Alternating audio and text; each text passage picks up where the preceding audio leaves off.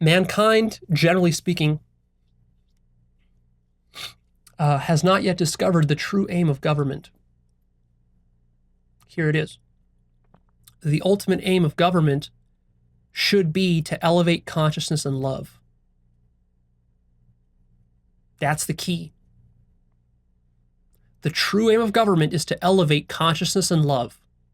This is what everybody ultimately wants. This is the one common thread through all human lives, no matter whether you're living as a rich person, poor person, sick person, disabled person, African person, white person, or whatever.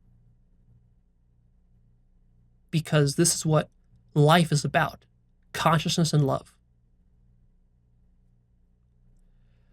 Government should be about creating a healthy ecosystem for raising the consciousness of all beings as much as possible. That's the ideal. Now, of course, doing that's going to be quite challenging, but still, to know what we're aiming for is very important. Most people and most politicians and most political analysts don't even understand this. They don't even use the words consciousness and love when they're talking about government or politics. It's ridiculous. We're living in the Dark Ages. We are living in barbarous times.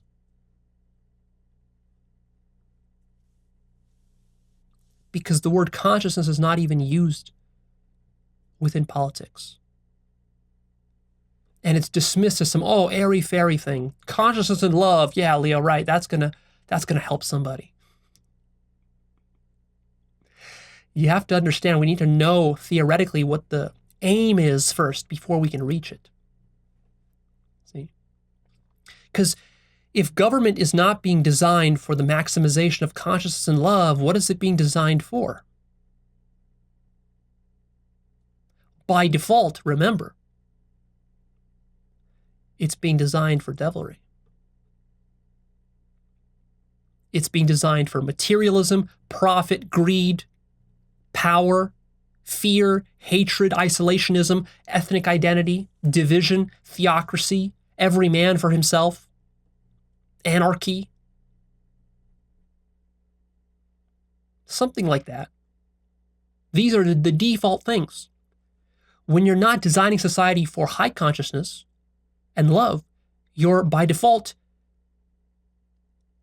designing it for low consciousness and hatred. It's really that simple.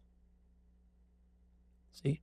And right now, most of our politicians and people think that society needs to be designed towards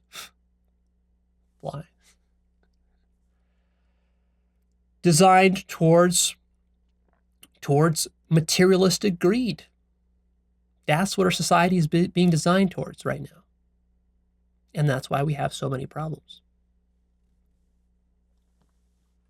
Now, when I talk about, by the way, spirituality and politics intersecting, don't make the mistake of thinking that what I'm talking about is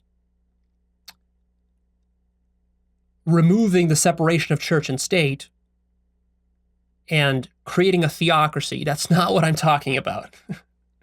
Some of you Christians might get that wrong idea, or some Muslims. No. Remember that there's pre-rational, rational, and post-rational.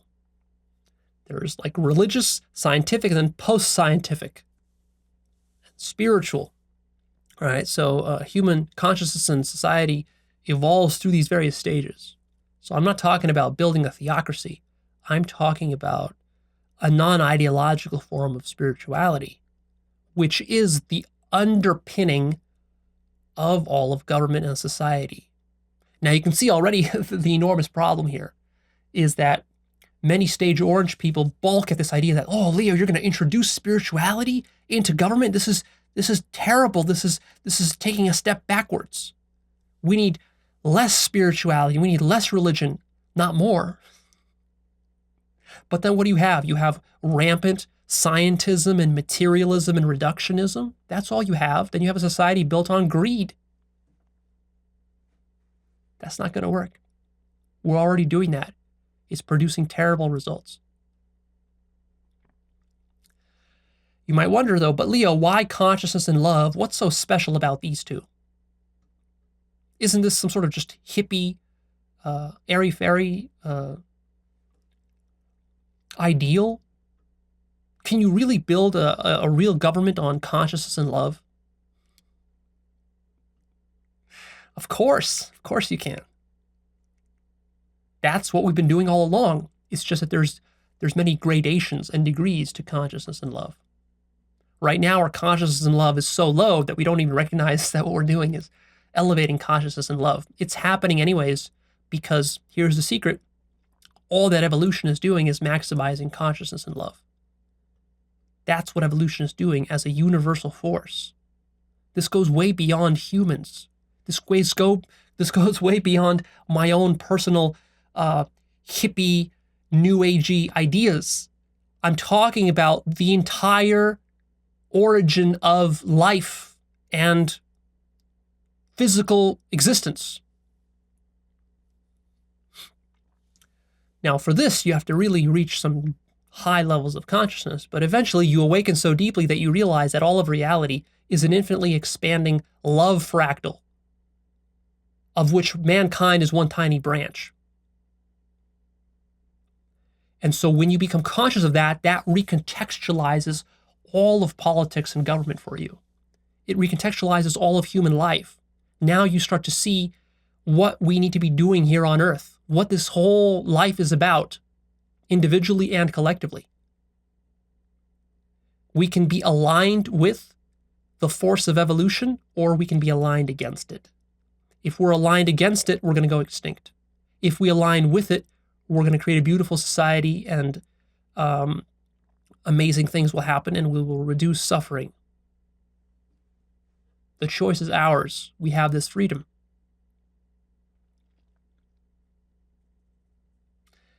You might wonder, well, Leo, how is evolution about love and consciousness? This makes no sense, because there was no love or consciousness before humans existed. You're wrong. Love and consciousness was there before the Big Bang happened. That's what you discover with deep awakening. But of course, I don't expect many stage orange people to understand this.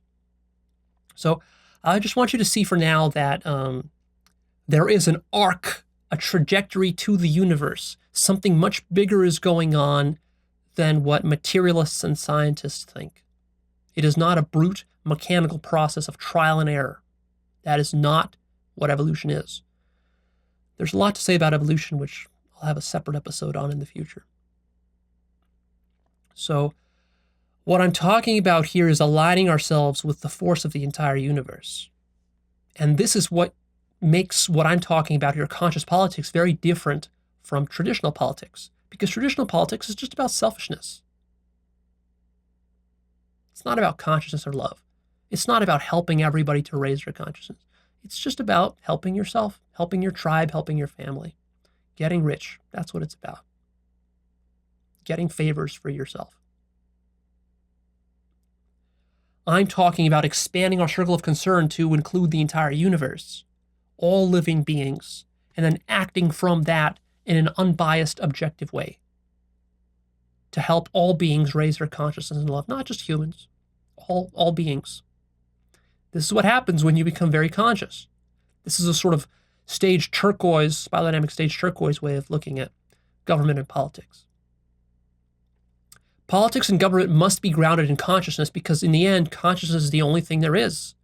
And consciousness is the ultimate key to solving all problems, because all human problems are the result of either too low of a consciousness or some twisted pathological form of consciousness, which needs to be transcended and awoken out of. Individual consciousness and collective consciousness are deeply interconnected. The structure of society directly impacts how easy it is to raise one's own consciousness, which is why we need to structure society in a way where we have infrastructure that helps people to meet their basic needs, so that then they can spend the rest of their life pursuing the raising of consciousness. By doing this, we're not just helping them, we're helping ourselves. Because the more conscious all of your neighbors are, the better neighbors they will be to you, to your family. The better coworkers they will be. the better, more informed citizens they will be, the better politicians they will elect into office, the better work they will do, the better inventions they will create, the more responsible they will be. See? The less likely they will be to shoot up a school. There's a sort of a vicious cycle here where low consciousness government creates low consciousness citizens, and then low consciousness citizens recreate low consciousness government, and it gets locked into this cycle. On the other hand, we can flip this around, and if we have a high consciousness government, it'll create high consciousness citizens, and then high consciousness citizens will create an even higher consciousness government. The choice is ours, what we do.